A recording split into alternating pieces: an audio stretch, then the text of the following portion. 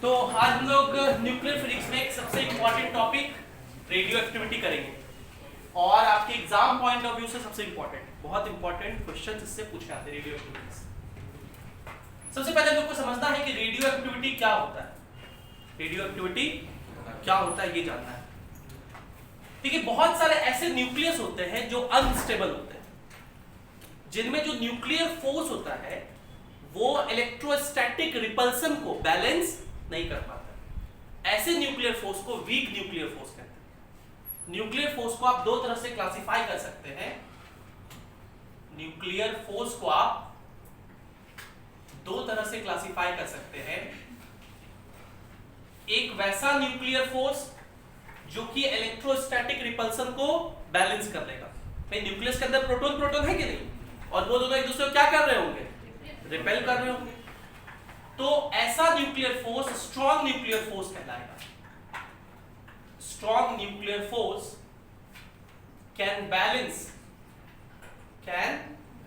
Balance the electrostatic repulsion between protons. Electrostatic repulsion between protons, इसको balance कर लेगा। और ऐसे न्यूक्लियस जो होते हैं वो कहलाते हैं स्टेबल न्यूक्लियस। ऐसे न्यूक्लियस क्या कहलाते हैं, स्टेबल न्यूक्लियस कहलाते हैं। लेकिन कुछ केस में जो न्यूक्लियर फोर्स है वो इस इलेक्ट्रोस्टैटिक रिपल्सन को बैलेंस नहीं कर पाता है, उसको बोलते हैं वीक न्यूक्लियर फोर्स। तो वीक न्यूक्लियर फोर्स जो होता है, weak nuclear force cannot balance the electrostatic repulsion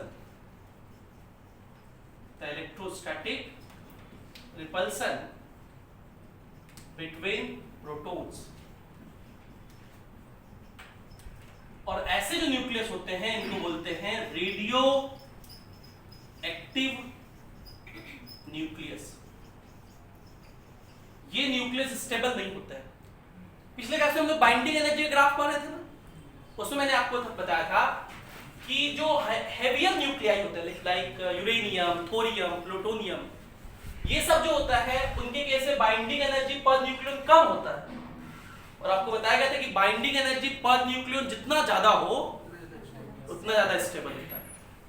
तो ये बहुत स्टेबल नहीं होता है क्योंकि इनमें बाइंडिंग एनर्जी पर इलेक्ट्रॉन पर न्यूक्लियन कम होता है। तो ये स्टेबिलिटी गेन करना चाहते हैं और ऐसा स्टेबिलिटी गेन करने के लिए ये अल्फा डीके और बीटा डीके का सहारा लेते हैं या गामा डीके का। ये हमने पिछले क्लास में लिखा भी था इसके बारे में कि अल्फा डीके में बीटा डीके में क्या फर्क होता है। ऐसे न्यूक्लियस को हम लोग क्या बोलते हैं, रेडियो एक्टिव न्यूक्लियस। ठीक, तो इनका डीके होता है, ये डिसइंटीग्रेट करते हैं, टूटते हैं। और टूटने का तीन प्रोसेस होता है।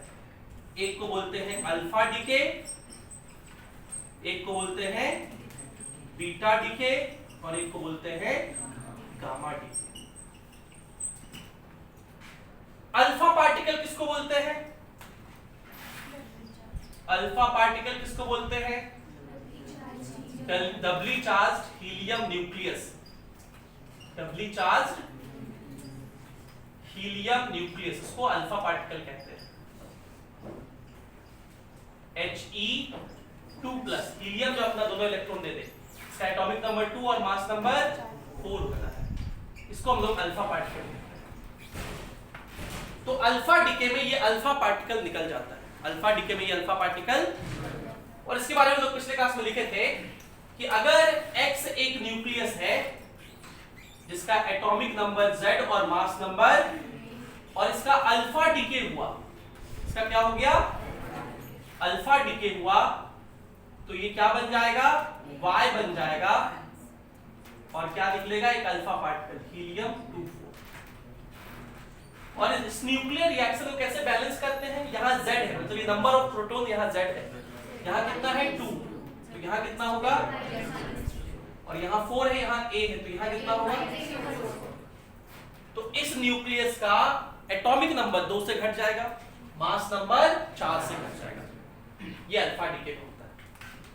बीटा डीके जो होता है, हालांकि ये 3 तरह का होता है बीटा डीके, लेकिन आज हम लोग 2 ही तरीका चर्चा कर रहे हैं। बीटा माइनस डीके, अगर सिर्फ बीटा डीके कहे तो इसका मतलब आपको बीटा माइनस डीके समझना है। क्या समझना है? बीटा माइनस डीके में क्या होता है, एक न्यूट्रॉन वो प्रोटॉन में कन्वर्ट हो जाता है। पिछले क्लास में इसके बारे में चर्चा कर रहे थे लास्ट क्लास में। एक न्यूट्रॉन किस में कन्वर्ट हो जाता है? प्रोटॉन में। Beta minus decay, beta decay अगर कुछ नहीं कहे तो क्या समझना है? बीटा माइनस डीके समझना है। इसमें न्यूट्रॉन प्रोटॉन में कन्वर्ट होता है। अगर इसका न्यूक्लियर रिएक्शन लिखें तो ये मान लीजिए न्यूट्रॉन है। न्यूट्रॉन का एटॉमिक नंबर में कोई रोल नहीं होता, नीचे एटॉमिक नंबर 0, मास नंबर में 1 रोल होता है। एक अगर एक न्यूट्रॉन है तो मास नंबर 1 होगा, इस पर चार्ज 0 होता है तो न्यूट्रॉन चार्ज यहां लिखा है, इस पर चार्ज 0 है। अब ये क्या बन गया? प्रोटॉन बन गया। अगर ये प्रोटॉन बना तो इसके साथ इस मास नंबर में इसका रोल, सॉरी एटॉमिक नंबर में इसका रोल होता है 1 से, और मास नंबर में भी रोल कितने से होता है? 1 से, और ये पॉजिटिवली चार्ज होता है। और इस साथ ही साथ इलेक्ट्रॉन रिलीज होता है। पिछले क्लास में इसको इलेक्ट्रॉन बोल दिए थे कि पॉजिट्रॉन बोल दिए थे? क्या बोले थे? इलेक्ट्रॉन ही बोले थे ना, ठीक है। अगर कुछ और बोल दिए थे तो पॉजिट्रॉन बोल दिए थे तो उसको चेंज कर देना। इसको बोलते हैं इलेक्ट्रॉन। क्या रिलीज होता है? इसका एटॉमिक नंबर में कोई रोल नहीं, या -1 का रोल कह सकते हैं आप। इस केस में -1 का रोल 1, इसके निकलने से तब ना ये बैलेंस होगा, -1 और 1 मिलकर के बैलेंस होगा। और मास नंबर में कोई रोल नहीं, 0। और साथ ही साथ एक एंटी न्यूट्रिनो निकलता है। क्या निकलता है? तो बीटा माइनस डीके में एक न्यूट्रॉन किसमें कन्वर्ट होता है? प्रोटॉन में। क्या निकलता है? इलेक्ट्रॉन। और एक एंटी न्यूट्रिनो। क्या निकलता है? ये जो न्यू बार है इसको एंटी न्यूट्रिनो कहते हैं, एंटी न्यूट्रिनो। अब इस बारे में लोग लिखेंगे पॉइंट। और ये क्या है? इलेक्ट्रॉन। ये क्या है? इलेक्ट्रॉन।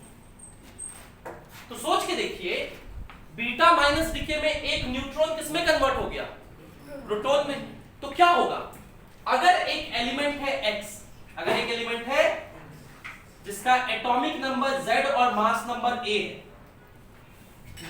सोच लीजिए कि मान लीजिए कि एक न्यूक्लियस है, उसमें 5 न्यूट्रॉन 5 प्रोटॉन है, ठीक है। न्यूट्रॉन कितना है? प्रोटॉन कितना है? तो एटॉमिक नंबर 5, क्योंकि 5 प्रोटॉन है, और मास नंबर 10। अब मान लीजिए एक न्यूट्रॉन प्रोटॉन में चला गया, मैं लिख देता हूं, 5 प्रोटॉन थे, 5 न्यूट्रॉन थे, तो एटॉमिक नंबर कहेंगे 5 और मास नंबर कहेंगे 10। एटॉमिक नंबर प्रोटॉन को देख के लिखते हैं, मास नंबर दोनों का सम। अब इसमें क्या हो रहा है? बीटा माइनस डीके में न्यूट्रॉन किसमें कन्वर्ट हो गया? तो एक न्यूट्रॉन प्रोटॉन बन गया, तो अब कितने प्रोटॉन हो गए? 6। न्यूट्रॉन कितना हो गया? 4। तो Z पे फर्क पड़ेगा क्या? कैसे नहीं पड़ेगा। Z क्या होता है? Atomic number. एटॉमिक नंबर क्या होता है? Number of protons. कितना हो गया? 6। तो Z पे फर्क पड़ेगा? बिल्कुल पड़ेगा, एक बार जाएगा। A पर, मास नंबर पर नहीं पड़ेगा, मास नंबर पर मतलब X जो है वो Y बन जाएगा, इसका एटॉमिक नंबर 1 इंक्रीज कर जाएगा, मास नंबर सेम रहेगा, और क्या क्या निकलेगा साथ में? ये इलेक्ट्रॉन और ये एंटी न्यूट्रिनो, यही रिएक्शन निकलेगा। समझ रहे हैं? बीटा माइनस डीके समझ गए क्या होता है? अब देखो इसमें सवाल कैसे पूछे जाएंगे। ये जो X और Y बना, इनमें क्या रिलेशन है?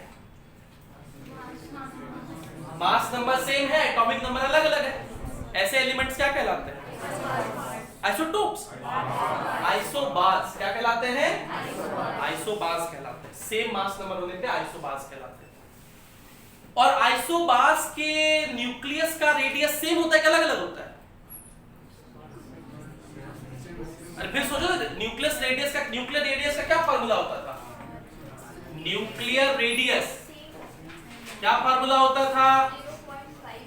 R is equals to R0 into A का पावर 1 by R0 का वैल्यू होता था 1.1 फर्मी, कहीं कहीं ना 1.2 फर्मी भी लिखा जाता है, a होता है मास नंबर, तो रेडियस मास नंबर पे डिपेंड करता है, एटॉमिक नंबर पे नहीं।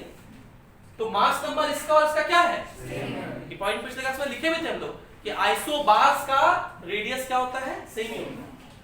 तो ये सब स्टेटमेंट पूछे आ सकते हैं कि बीटा डीके में जो पेरेंट न्यूक्लियस था और जो न्यू न्यूक्लियस बना, दोनों का रेडियस सेम साइज का होता है, अलग अलग साइज का, सेम साइज का, दोनों आइसोबार्स होते हैं।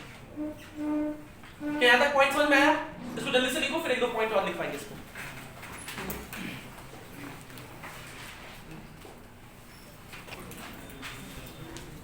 चलिए, तो बीटा माइनस डीके समझ गए आप लोग। अब एक जो नियम है उसका नाम है ग्रुप डिस्प्लेसमेंट लॉ। पिछले क्लास में इसमें भी थोड़ा सा चर्चा किए थे, ग्रुप डिस्प्लेसमेंट लॉ।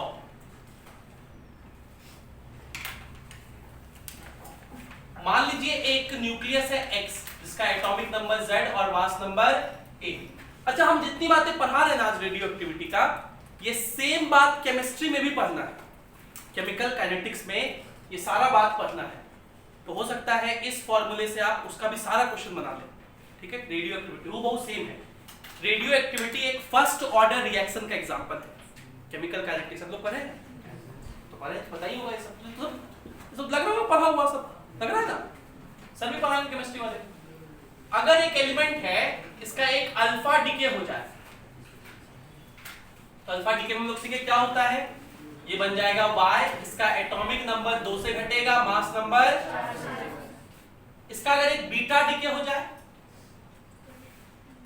इसका एक बीटा डीके हो जाए, तो बीटा डीके से ये W नामक एलिमेंट बन जाएगा। बीटा डीके में, बीटा डीके का मतलब beta minus decay, atomic number 1 से बढ़ जाता है, तो ये क्या हो जाएगा Z-1 और मास नंबर चेंज नहीं होगा।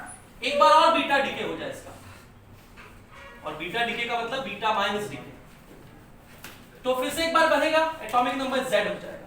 एटॉमिक नंबर Z मतलब यही X बन गया वापस से, मास नंबर में कोई चेंज नहीं हुआ। तो अगर आप इन दोनों को देखें, X यहां पर और यहां पर, इन दोनों में एक रिलेशनशिप, इन दोनों का एटॉमिक नंबर सेम है लेकिन मास नंबर, तो क्या बोलते हैं, isotopes. So isotopes are formed when a radioactive nucleus, when a radioactive nucleus undergoes one alpha decay and 2 beta decay and 2, और इस बात को हम लोग बोलते हैं group displacement law.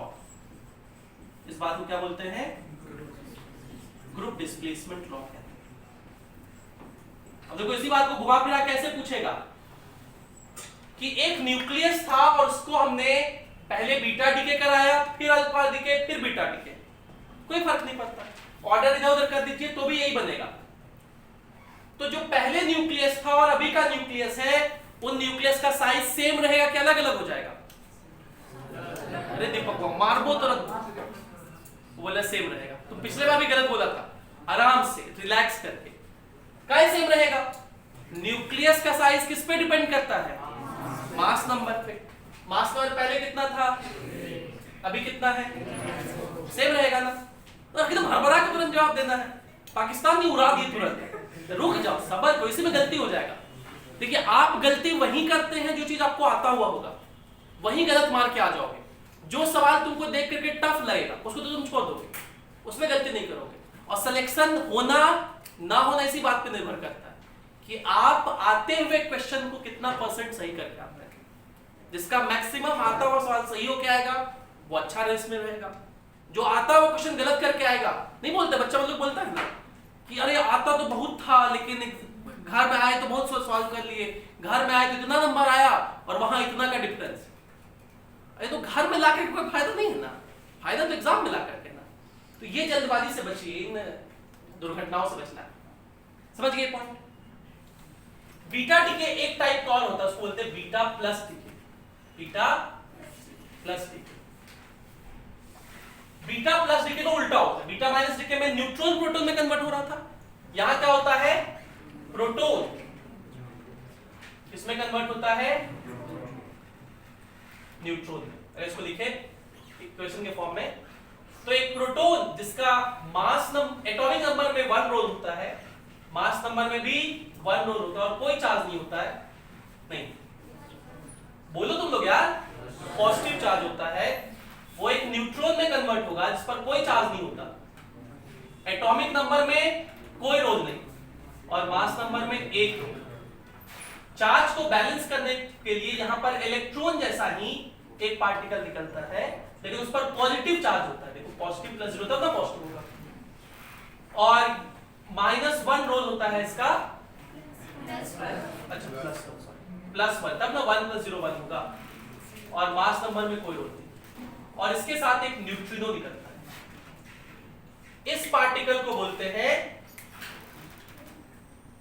Positron, electron जैसा ही है, खाली पॉजिटिव चार्ज है, और ये न्यू क्या है, न्यूट्रिनो। और ये जो बीटा डीके का हम लोग इक्वेशंस लिखे, इस बात को neutrino and anti neutrino hypothesis कहते हैं, ठीक। तो न्यूट्रिनो और एंटी न्यूट्रिनो किस किस रिएक्शन में रिलीज होता है, समझ गए? इनके बारे में एक दो पॉइंट समझ लेते हैं, न्यूट्रिनो और एंटी न्यूट्रिनो के बारे में। अच्छा, उससे पहले इसका x वाला इक्वेशन लिख लें। अगर x एक न्यूक्लियस है, atomic number z, mass number a, और अगर इसका एक बीटा प्लस डीके हो जाए तो क्या बन जाएगा, y। क्या बन जाएगा? अब बताओ अगर प्रोटॉन न्यूट्रॉन में कन्वर्ट हो जाए तो क्या होगा? z चेंज करेगा कि सेम रहेगा? फिर से लिखते हैं, 5 प्रोटॉन था, 5 न्यूट्रॉन था, तो z था 5 प्रोटॉन का संख्या, a था 10। अब एक प्रोटॉन न्यूट्रॉन में बदल गया, तो अब 4 प्रोटॉन 6 न्यूट्रॉन, तो z सेम रहा कि बदल गया? कितना हो गया? 4, क्योंकि z एटॉमिक नंबर क्या होता है, नंबर ऑफ, और मास नंबर सेम। भाई न्यूट्रॉन प्रोटॉन में बदलने से मास नंबर तो नहीं बदलना चाहिए, सिंपल सा बात है। तो y क्या हो जाएगा, अब z -1 और a सेम रहेगा, और ये साथ ही साथ ये पॉजिटिव निकलेगा, और ये न्यूट्रिनो। अब देखिए रिएक्शन बैलेंस है, 1 -1 ऐड होके a + 0। अब देखिए कहीं भी ना इसमें चार्ज है ना इसमें मास है, ना इसका मास में रोल है ना इसका, तो जो न्यूट्रिनो और एंटी न्यूट्रिनो होते हैं, ना ही उन पर चार्ज होता है ना ही उन पर मास होता है। न्यूट्रिनोज और एंटी न्यूट्रिनो पर ना ही चार्ज होता है ना ही, हमने मेसन्स के बारे में पढ़ा था। मेसन्स क्या था? जो न्यूक्लियस होता है उसका एक कोर होता है, उसका एक, जिसमें न्यूट्रॉन प्रोटॉन जो भी एक कोई है, और उस न्यूक्लियन के न्यूक्लियस नहीं, न्यूक्लियन एक कोर होता है, कोई भी प्रोटॉन न्यूट्रॉन, और उसके चारों ओर क्या होता है, एक क्लाउड होता है मेसन का, जो कि चार्ज भी हो सकता है और वो आपस में शेयर्ड होते रहता है। तो मेसन्स चार्ज भी हो सकते हैं और, लेकिन न्यूट्रिनो अनचार्ज होते हैं, इन पर चार्ज कभी नहीं होता। तो ये जो न्यूट्रिनो या एंटी न्यूट्रिनो है, ये अनचार्ज होते हैं, न्यूट्रल पार्टिकल्स होते हैं, और इनका मास भी नहीं होता। अगर चार्ज होता तो किसी से इंटरेक्ट करता, मास होता तो किसी से इंटरेक्ट करता, नहीं मास है नहीं, इसीलिए अनडिटेक्टेड रहते हैं, इनको डिटेक्ट कर पाना बहुत मुश्किल है। इनका पेनिट्रेशन पावर बहुत ज्यादा होता है, किसी को भी पेनिट्रेट कर सकता है, और ये मैटर से इंटरेक्ट नहीं करता। लेकिन अगर किसी तरह हम लोग डिटेक्ट कर लें, अभी तक तो ये किसी से इंटरेक्ट किया नहीं होगा, तो इसके स्टडीज से हम लोग को यूनिवर्स का origin, big bang theory time जो न्यूट्रिनोज निकला होगा, वो भी अभी तक बिना इंटरेक्शन के कहीं ना कहीं होगा इस यूनिवर्स में। तो बहुत सारे साइंटिस्ट ने न्यूट्रिनो ऑब्जर्वेटरीज बनाए हैं, बहुत सारे देशों ने मिलकर। एक बहुत फेमस है जो कैस्पियन सागर है ना, उसके नीचे, उसके अंदर वो एक न्यूट्रिनो ऑब्जर्वेटरी है, जहां पर इन न्यूट्रिनोज को ऑब्जर्व करने के लिए बनाया गया है सेटअप, कि अगर ये एब्जॉर्ब होंगे तो इनका ये जो एब्जॉर्ब होंगे, ये उस समय से चले आ रहे होंगे, बिग बैंग थ्योरी के टाइम से, जब यूनिवर्स बना होगा, आज से 5 बिलियन साल पहले। और उस समय का न्यूट्रिनो हमें यूनिवर्स के ओरिजिन में हेल्प करेगा, इस मोटो से वो हम लोग बनाए। तो न्यूट्रिनो और एंटी न्यूट्रिनो के बारे में पॉइंट लिखता है हम लोग को, ये पॉइंट यहां लिखेंगे हम लोग। पहले आप ये दोनों पॉइंट लिखिए, फिर हम लोग यहां लिखेंगे।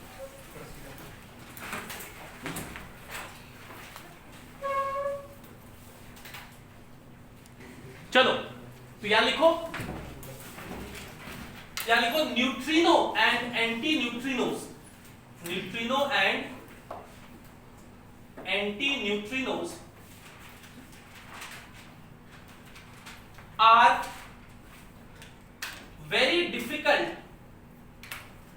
are very difficult to be detected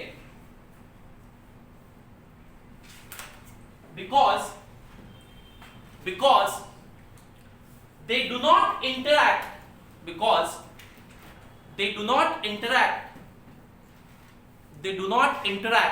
with matter easily.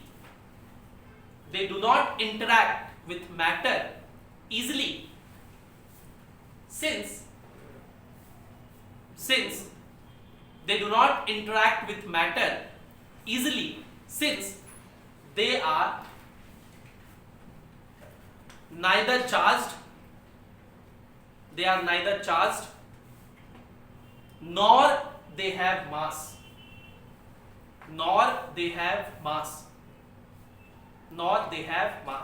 full stop. Patch change करके this is why they can penetrate anything easily. They can penetrate anything easily and moves throughout the universe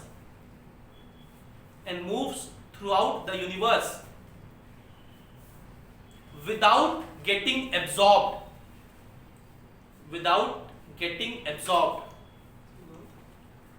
throughout the universe without getting absorbed, full stop. This is why it is believed that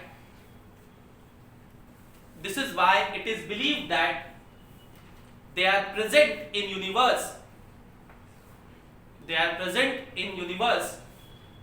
and in fact around us since the Big Bang.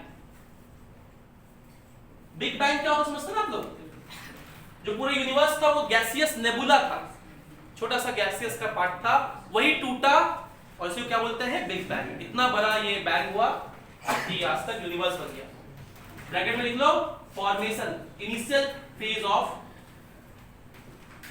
Phase of formation of universe.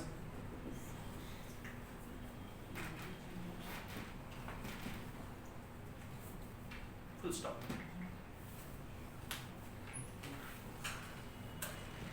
The detection of neutrinos and antineutrinos.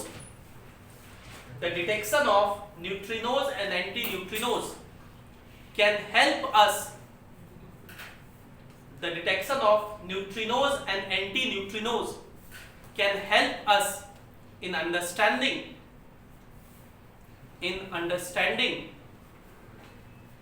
the formation of universe. Can help us in understanding the formation of universe.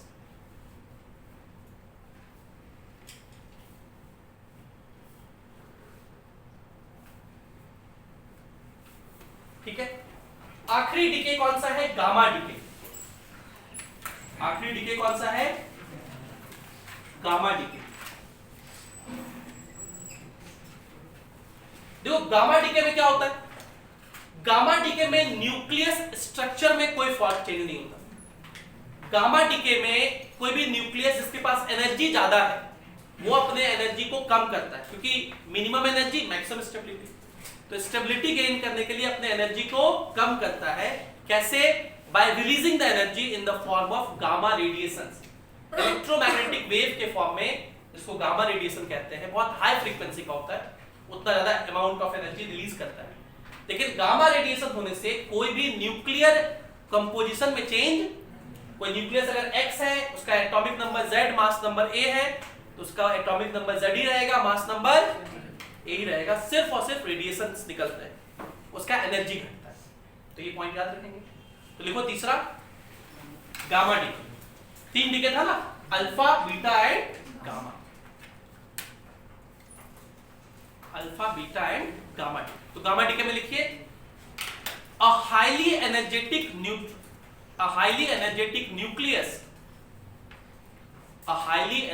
nucleus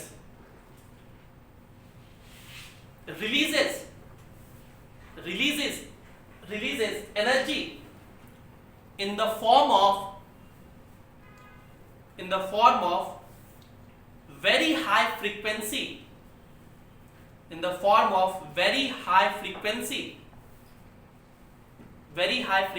electromagnetic radiations,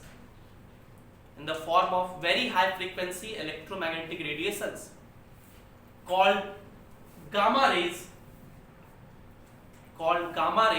to gain stability.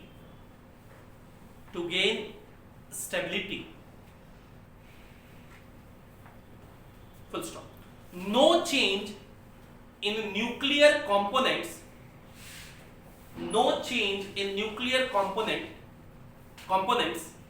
take place during gamma decay. No change in nuclear components take place during gamma decay. Nuclear components में कोई परिवर्तन नहीं होता है gamma decay के दौरान। Clear? ये तीनों डिके समझ गए? तो ये इन डिकेस का थ्योरेटिकल स्टडी था। अब इसके ऊपर एक स्टैटिस्टिकल स्टडी हुआ और दो साइंटिस्ट ने खूब स्टडी किया उसके ऊपर, एक रदरफोर्ड और एक सूडी। देखो स्टैटिस्टिकल स्टडी क्या होता है, मैंने कई बार कहा आपसे कि कुछ ऐसे नियम होते हैं, कुछ ऐसे लॉज होते हैं जिनको हम थ्योरेटिकली प्रूव करके नहीं बल्कि डेटा के थ्रू ऑब्टेन करते हैं।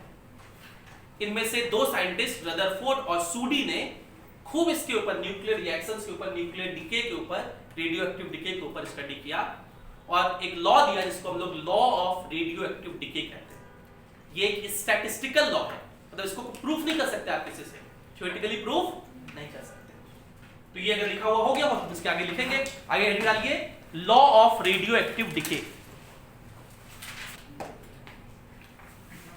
तो क्या लिखेंगे हम लोग? Law of radio active decay.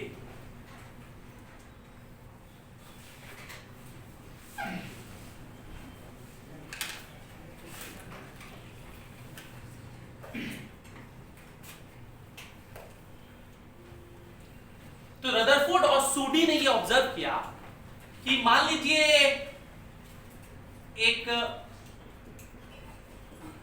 कोई कंटेनर है या न्यूक्लियर रिएक्टर है जहां पर इनिशियली एन नॉट न्यूक्लियाई है। इनिशियली कितने न्यूक्लियाई हैं? What is an not?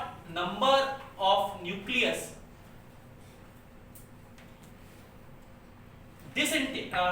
Number of nucleus initially कितने न्यूक्लियस है?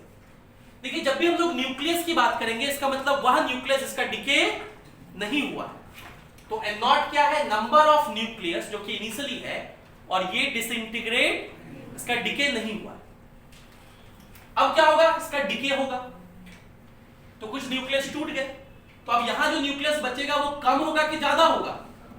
कम, क्योंकि जो डिके हो गया वो तो निकल गया, जो बचा हुआ उसकी बात कर रहे हैं। तो अभी जो बचा हुआ है वो n है। What is n? Number of nucleus at any time t। और ये जो नंबर ऑफ न्यूक्लियस है ये डिके वाला है कि अनडिकेड है? अनडिकेड या नॉन डिसइंटीग्रेटेड है। कितना डिसइंटीग्रेट हो गया अगर पूछा जाए तो n not minus n।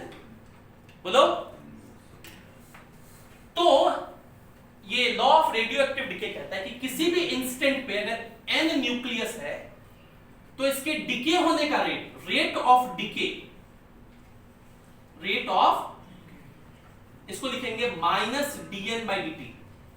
Minus क्यों लिखेंगे? क्योंकि n घट रहा है, नंबर ऑफ न्यूक्लियस तो घटते जाएगा ना, जैसे जैसे डिके होते जाएगा तो न्यूक्लियस का संख्या बढ़ते रहेगा, घटते रहेगा। जो डिके हो गया वो तो निकल गया, टूट गया। तो माइनस dn/dt, ये जो रेट ऑफ डिके है ये डायरेक्टली प्रोपोर्शनल होता है उस इंस्टेंट पे कितना न्यूक्लियस है, उस इंस्टेंट पे कितना अनडिकेड है। तो minus dn/dt is equals to आप लैम्डा टाइम्स n लिख सकते हैं। लैम्डा टाइम्स आप इस माइनस dn/dt को हम लोग रेट ऑफ डिके कहते हैं, या इसी का दूसरा नाम होता है एक्टिविटी।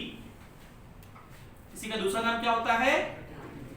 एक्टिविटी। ए से लिखते हैं, तो किसी भी इंस्टेंट पे एक्टिविटी ए होगा, वो कितने के बराबर होगा? माइनस dn/dt या लैम्डा इंटू n।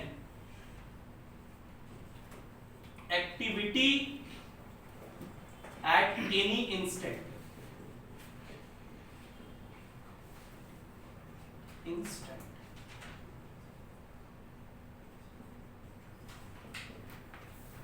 तो अगर हम पूछे इनिशियल एक्टिविटी कितना था, क्या बोलोगे? इनिशियल एक्टिविटी, बताओ एक्टिविटी का क्या फॉर्मूला होता है? Lambda into N. तो इनिशियल एक्टिविटी को ए नॉट अगर लिखे तो क्या कहोगे? और ये लैम्डा क्या कहलाता है? इसको बोलते हैं डीके कांस्टेंट। क्या होता है ये? Decay constant. और उसका यूनिट होता है सेकंड इनवर्स। ऐसा यूनिट क्या होता है? Second inverse. तो अगर इस इक्वेशंस को आप देखें, n को इधर भेज दिए, dt को इधर भेज दीजिए, तो dn/n is equals to minus lambda dt हो जाएगा। बोलो, दो साइड इंटीग्रेट कर दो। जब टाइम 0 था, जब शुरू किए, तब कितना न्यूक्लियस था? n0। किसी टाइम t पर न्यूक्लियस कितना हो गया? n। dn/n का integration ln n, limit put करेंगे तो n/n0 माइनस लैम्डा बाहर, dt का इंटीग्रेशन t, और t माइनस 0 t ही होता है। तो माइनस को इधर भेज दोगे तो उल्टा हो जाएगा, ln n0/n is equals to lambda t। इस फॉर्म में भी फॉर्मूला याद रख सकते हैं। हम एक काम करते हैं, इसको इधर लिख देते हैं। इसको याद रखने का एक फॉर्मूला तो ऐसा होगा, initial nucleus by final nucleus is equals to lambda into t। एक हम लोग को ये फॉर्मूला याद रखना है। ये फॉर्मूला हम लोग कब लगाएंगे? 4 वेरिएबल है इसमें, initial nucleus, final nucleus, decay constant और टाइम। इन चारों में कोई भी 3 देकर के अगर एक पूछेगा तो हम लोग ये फॉर्मूला लगाएंगे। इसी फॉर्मूले को देखो, ये लॉग के फॉर्म में हुआ, ln के फॉर्म में, इसी को एक्सपोनेंशियल फॉर्म में लिख सकते हैं। ln को उधर भेजोगे तो e बन जाएगा, तो ये हो जाएगा n/n0 is equals to e का पावर माइनस लैम्डा t। तो n इज इक्वल्स टू क्या लिखेंगे? n0 e का पावर। ये फॉर्मूला यही दोनों सेम ही है, बस ये फॉर्मूला हम एक्सपोनेंशियल फॉर्म में लिखे हैं और ऊपर वाला लॉगरिथमिक फॉर्म में। और अगर लॉगरिथमिक फॉर्म में लिखें तो हम क्यों लिखें? ताकि हम बता सके आपको कि अगर n और t के बीच ग्राफ बनाएंगे तो t जब 0 पुट करोगे तो n0 न्यूक्लियस था, और टाइम के साथ ये एक्सपोनेंशियली घटता है नंबर ऑफ न्यूक्लियस। ठीक है? अगर हम लोग इस वाले इक्वेशन में लैम्डा मल्टीप्लाई करते हैं तो क्या बन जाएगा? Lambda n is equals to lambda n0 into e का पावर माइनस लैम्डा t। और लैम्डा n को क्या बोलते हैं? एक्टिविटी। लैम्डा n0 क्या होता है? इनिशियल एक्टिविटी इनटू e का पावर माइनस लैम्डा t। तो अगर एक्टिविटी के फॉर्म में पूछेगा तो ये फॉर्मूला चलेगा। एक्टिविटी के फॉर्म में ऐसे भी लिख सकते हैं, ln के फॉर्म में भी उसको लिख सकते हैं ना? क्या लिखोगे बताओ direct? ln n a0/a is equals to lambda t। ठीक? ये एक्टिविटी और ये नंबर ऑफ न्यूक्लियस के फॉर्म में। दो टर्म खूब पूछा जाता है, एक होता है हाफ लाइफ और एक होता है मीन लाइफ। हाफ लाइफ और मीन लाइफ, पहले आप लिखिए, वो टर्म डिस्कस कर ले, तो बस उतने पे ही सवाल हमारे बन जाएंगे, उतना ही पढ़ना हम लोग। लिखिए जल्दी से।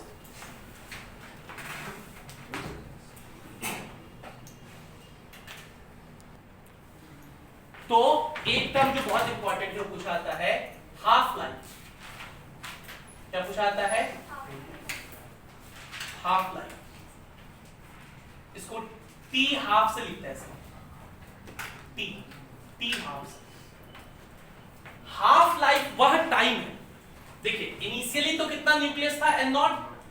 न्यूक्लियस घटा घट के जितने टाइम में n का वैल्यू n0/2 हो जाए, इसी टाइम को क्या कहेंगे?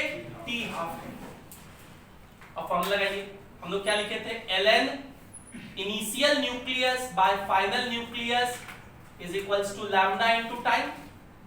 ये लिखे, आप लिखिए ln initial nucleus N naught, final nucleus कितना एन नॉट बाई 2, तो 2 ऊपर is equals to lambda into T half. N naught cut गया तो ln2 इज इक्वल्स टू क्या हो गया, लैम्डा इनटू टी हाफ। तो टी हाफ का फॉर्मूला होता है ln2 बाय लैम्डा, और ln2 का वैल्यू होता है 0.69t बाय लैम्डा, 0.693, ये टी हाफ का वैल्यू याद रखेंगे।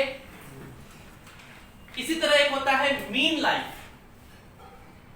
इस तरह क्या होता है, मीन लाइफ। मीन लाइफ में क्या होता है, इसको टाउ से लिखते हैं, इस तरह से टाउ, या इसको एवरेज लाइफ बोलते हैं, एवरेज लाइफ। ये बेसिकली एक टाइम है।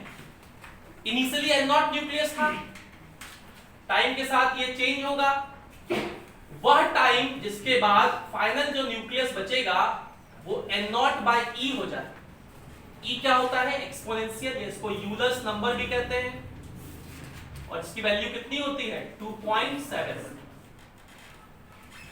तो n नॉट बाई ई जितने टाइम में हो जाए इसको क्या बोलते हैं, मीन लाइफ। फिर से इक्वेशन लिखिए, ln initial by final is equals to lambda T, लगा दीजिए। तो ln इनिशियल तो इनिशियल ही है, n का वैल्यू है n नॉट बाई ई, तो e ऊपर is equals to lambda T. n naught करके इसको टाउ, t की जगह टाउ लिखिए। ln e का वैल्यू 1 होता है, तो टाउ कितने के बराबर होता है, 1 बाय लैम्डा के बराबर। तो मीन लाइफ किसको बोलते हैं, डीके कांस्टेंट के रिवर्स को ही क्या बोलते हैं, मीन लाइफ। ठीक, मीन लाइफ किसको बोलते हैं, डीके कांस्टेंट। अब देखिए, अगर इन दोनों में रिलेशन पूछा जाए, क्या रिलेशन है, तो यहां 1 बाय लैम्डा को टाउ कह सकते हैं। तो ये पहला इक्वेशन है, ये दूसरा इक्वेशन है। तो फ्रॉम इक्वेशन 1 एंड 2 हम लोग क्या लिख पाएंगे, हम लोग लिख पाएंगे टी हाफ जो होगा that will be equal to 1 by lambda को टाउ कह दें, tau into ln2। So this is the relationship between mean life and half life. Sorry, क्या बोल दिया, हाँ सिर्फ relationship between mean life and half life.